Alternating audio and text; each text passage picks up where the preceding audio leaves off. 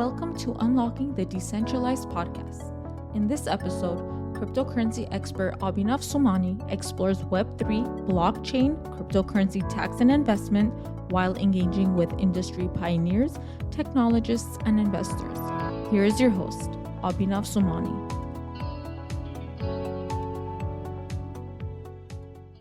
Welcome to the 9th episode of Unlocking the Decentralized.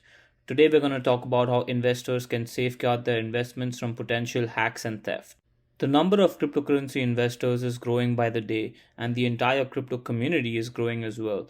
But it's equally important for investors to understand the importance of safeguarding their own investments, because with crypto investing, there's no bank, there's no third party securing your assets, nor will the government be able to back you up with such sort of a theft.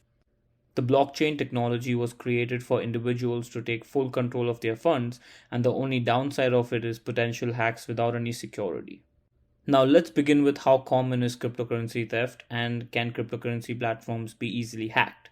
As per reports, $1 billion worth of crypto was hacked from Jan 2022 to July 2022, which is as of today. It's very common and can easily be hacked because it's as easy as hacking into someone's computer. Now, crypto hacks have become more common today, due to which I highly recommend all investors with a few tips that they can safeguard their assets with. First is two-factor authentication using the Google Authenticator, email verification before getting access to your account, and set passwords that can be less commonly used. For example, do not use your name in it. So it's at least more difficult for the hacker to get into your wallet. Now let's point out a few hack situations or potential theft scenarios. The first one that comes to my mind is mobile SIM hacks. Now, how this works is that the hacker essentially gets access to the investor's phone and hacks the mobile device, or actually the SIM card provider.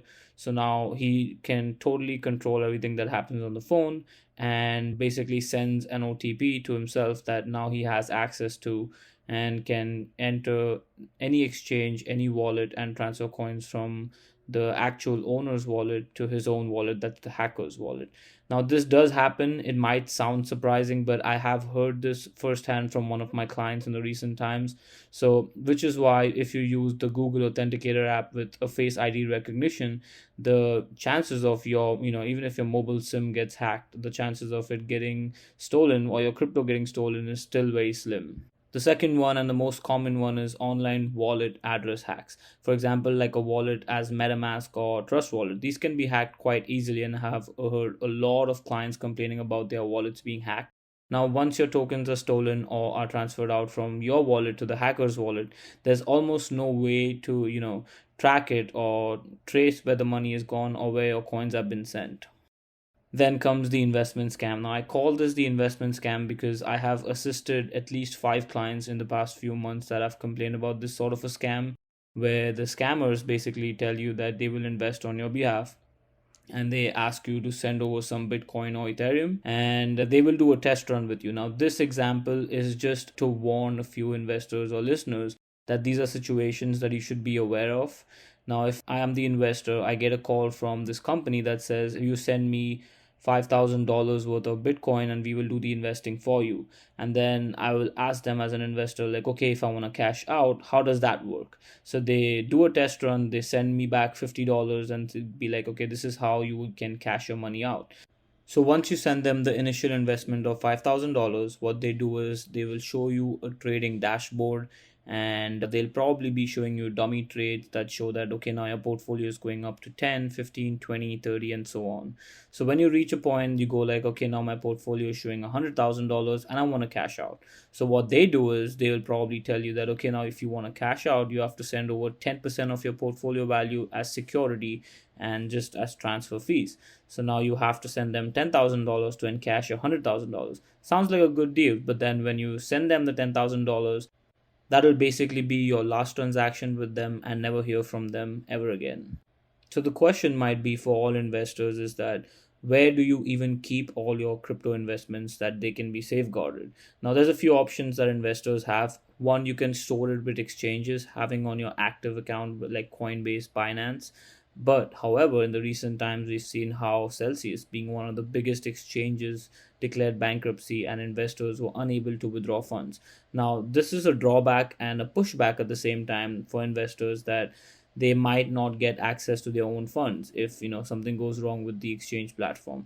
Another option that they have is online wallets like MetaMask and Trust Wallet, which again are not too safe, like we discussed before. So the only point that I'm trying to make here is that if you really want to keep your funds safe, use an offline wallet, which is a thumb drive. Now, Ledger Nano has excellent thumb drives that you can use, which cannot be hacked at all, basically, because you need the actual thumb drive to be inserted in a computer, and then you have to add your address keys. So without the physical thumb drive and without the actual keys that you work with that thumb drive, no one can hack your wallet. A few of these platforms also have an option to store your tokens in a funding account instead of trading account.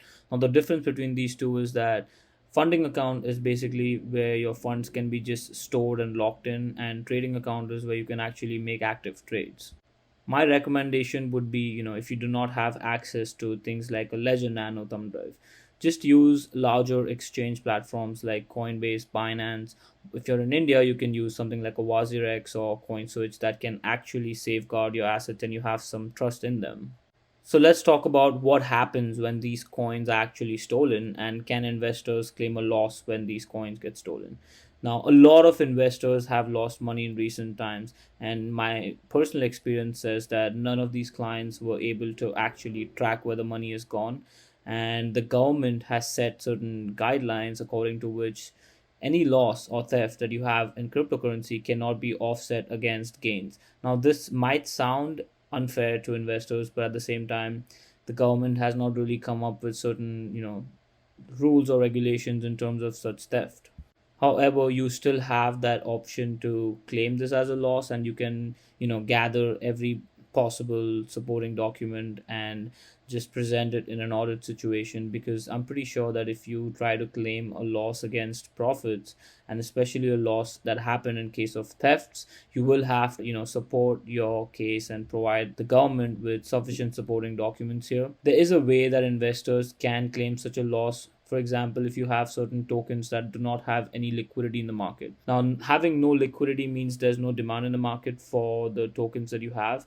And if you really want to claim a loss on them, you can send them to a burnt address that is provided by the token company, which clearly says that you no more have access to those funds, and essentially you sold it for a $0, amount.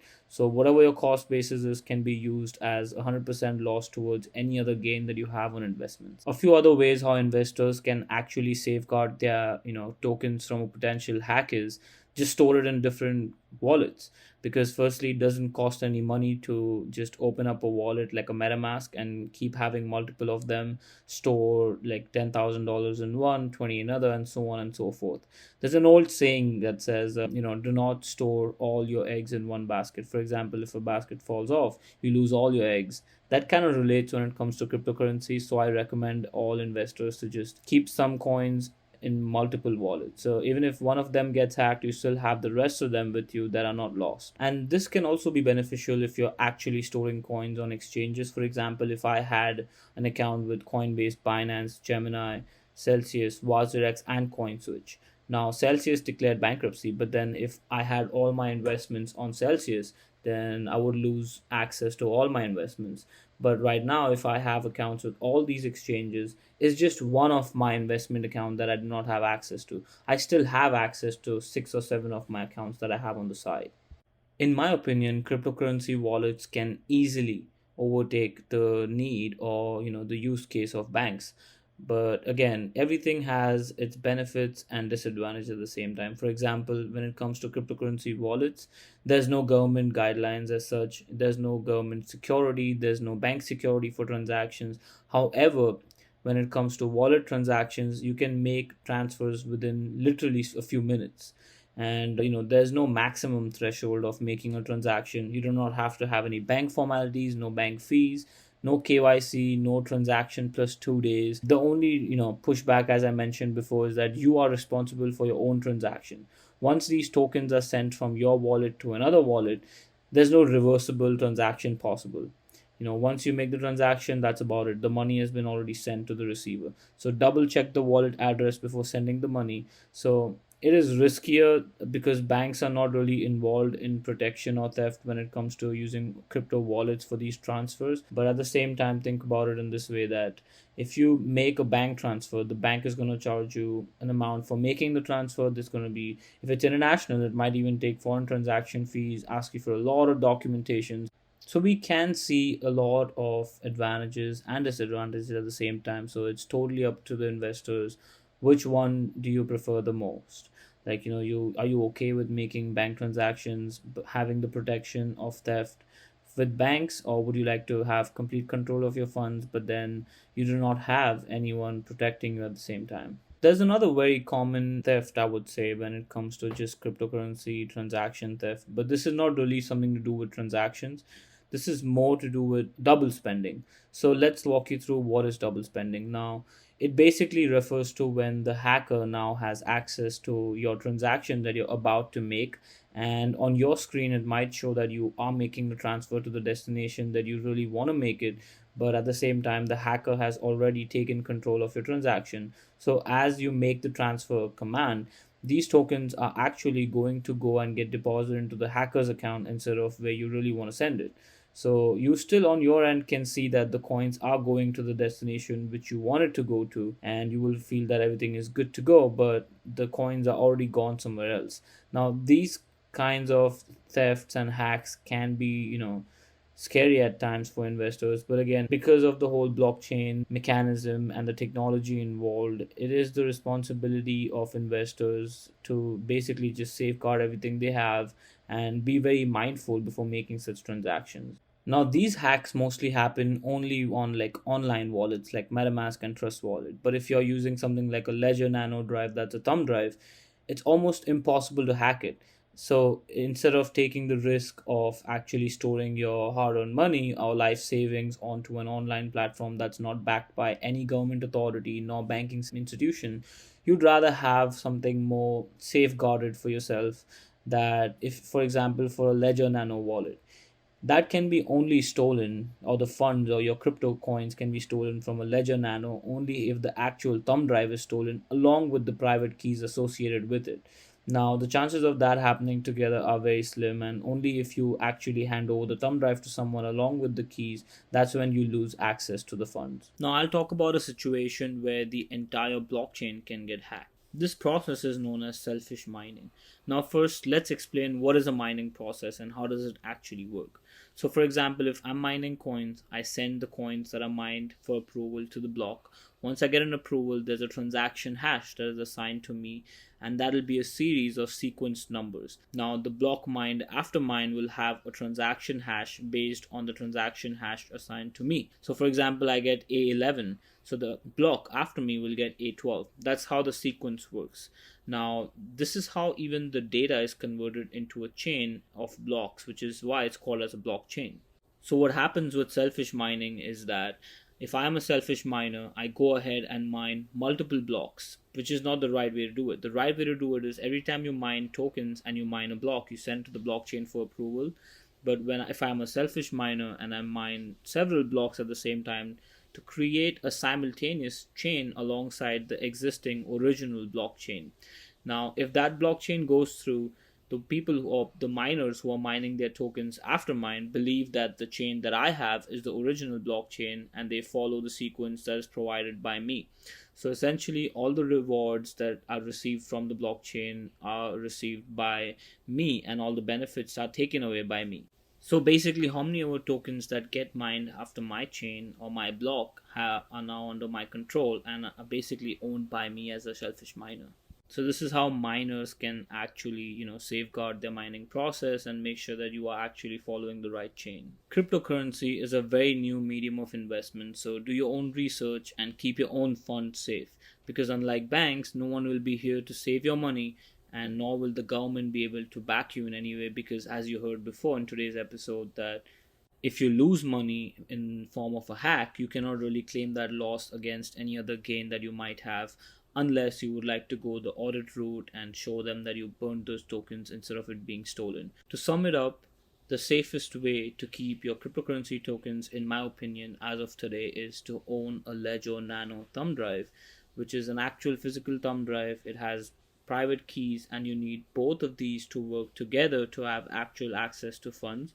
If you still feel that you're not too confident about having your own funds safe, feel free to reach out to the team at CryptoTax and allow us to assist you with ways how you can actually keep your money safe and cryptocurrencies safeguarded. Thank you so much for joining today's episode, and I'll see you in the next one.